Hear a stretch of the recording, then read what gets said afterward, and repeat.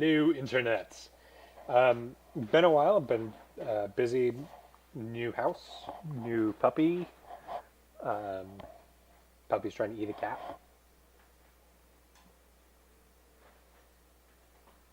Yep, still trying to eat the cat. But yeah, busy lately.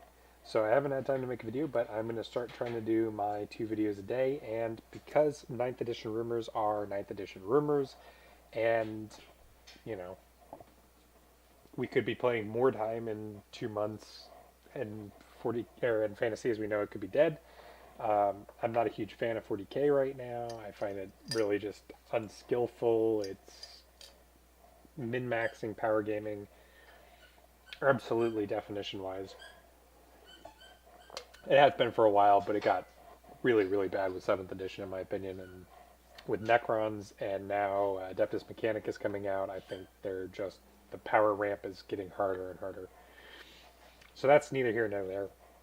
We started a new game. I have Lord of the Rings, and I have a Smog model that I'll be working on, Smaug model, and I'll be doing updates on that, as well as hopefully a couple of battle reports of um, Lord of the Rings miniatures game. The Batman miniatures game was horrendously depressing. Um, Rules wise, it was really, really interesting and unique. Model wise, really just absolutely disappointed to the point where I emailed them, sent them some pictures, and I'm waiting to hear back from them about some replacements because they say that that's not what they cast. So we'll see when the replacement ones get here if that clears it up or not. But so right now the Batman game is on freeze, Fantasy is on a freeze, 40k is on a freeze. Lord of the Rings is still active. I'm just trying to find people to get games in with because it is kind of a new investment, and people are wary of GW games right now in my area, and that's understandable. But we have been playing Dropzone Commander, and let me tell you, it is a super fun game. Um, I've never really been a huge fan of tank, like realistic warfare, like bolt action and Flames of War and stuff like that. But the sci-fi element in this game is enough that I find it hella enjoyable, and I cannot recommend it enough. A 1500 point game, which is the standard point limit, takes about an hour and a half when you're dicking around, so it's a super fast game. Um, if you're goofing off, it takes about an hour and a half to 2 hours for a 1500 point game. If you lay into that game, I bet you could shave it down to about an hour, maybe even 45 minutes. I've already bought tickets to Nova to go to the tournament uh, for Drop Zone over Fantasy because again, with ninth edition coming out, I don't know what that means for the tournament circuit. So as opposed to wasting $45 on that, instead I just jumped right into Drop Zone. My gaming group is totally on board with Drop Zone and everybody's getting into it. So I just wanted to take a second and review the new UCM Phoenix. I do play UCM, and I have my eye on some Fury Road style resistance. But I'm going to go ahead and cut the video and drop down to the table view and review the UCM Phoenix that just came out last weekend. I got around to putting it together and basing it, and I'm in the process of painting it, and I just wanted to give you a review of the model itself and show you how I've magnetized it. Alright, and unfortunately I don't have a Steadicam set up at the moment. This is over my other desk so I can record it, but just wanted to show you what's going on here. So anyway, Drop Zone is center to center rules, so base size doesn't matter. So I made a custom base for my Phoenix. I use the new Tyranid Carnifex base as the starter, and I cast it, and so it's the same size. And then I put in a 6-inch brass dowel all the way down, because everything in the game that is a flyer class can be either 2 inches or 6 inches high. If you hit the deck, you go down to 2 inches. If you're flying, you're 6 inches. So I moved all of my brass rods up to 6 inches as opposed to the 2.5, 3 inches, whatever the plastic dowels are. I also felt a little bit more comfortable with this weight. At the top, I replaced the peg there with I cut off the male part of the peg and replaced it with a flat end magnet, which is then mirrored underneath the Phoenix, and we'll get to the Phoenix in a second.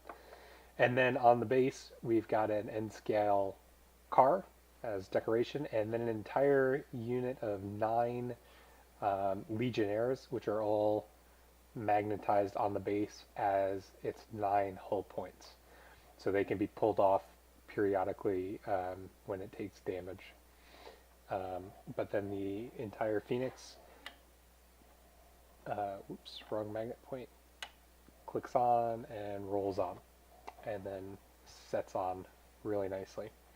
So currently I don't have the command disc on. I'm trying to figure out how to magnetize this because it's at a weird angle, but that will eventually be magnetized for ease of storage. The missile pods I just stuck on.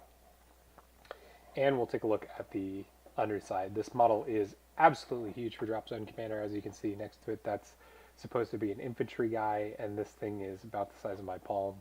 I compared it to a Venom from Dark Eldar. Anyway, so on the underside here we have the laser guide sight magnetized. So that has 360 swivel option, just because I do like going all out. And then incredible detail under here. These missile chassis are going to be put in here, and I actually have some hobby micro dollhouse hinges that will be being put on there. They'll be super glued on there, and then this hinge will be able to open the missile pods.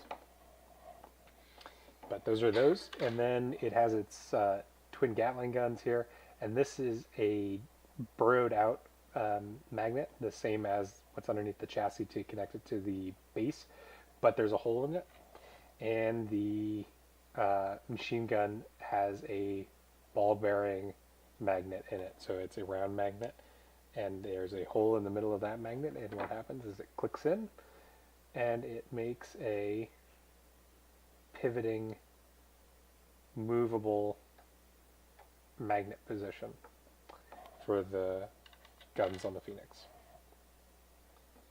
And that one goes there. And then the entire thing again clicks under and is fully rotational. The magnet is strong enough to pick up the entire thing and move it around, so you don't have to pick it up by the dowel. You can't pick it up by the dowel. The magnet is strong enough. This model alone makes me happy to play Dropzone. This model is absolutely fantastic. It's gorgeous. I can't wait to get a game in with it, hopefully this weekend. It is Easter Sunday, so maybe Saturday night I'll be getting a game in with it, and I'll try to record it, or at the very least take pictures and do a battle report, but the Phoenix will definitely be making its debut on Saturday. Probably in Shelteri, and it's super unfortunate because I just got my Kodiak. It just came back into stock, and I magnetized on its little radar dish. But as far as commanders go, unfortunately, I just got the Kodiak in, and I don't think I'm going to be fielding it. I'm going to be fielding the Phoenix every time. Oops.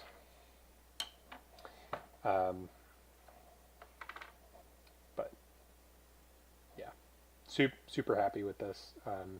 Dropzone Commander, I'll do a battle report. I'm going to be doing some basic videos on how to play it, and then my personal preferences on UCM, and just start pumping out videos for some content, and I'm going to be focusing on Dropzone because this is the game that I'm enjoying the most right now. So until next time, there's a puppy. There goes a puppy. I'll see you guys in the next video.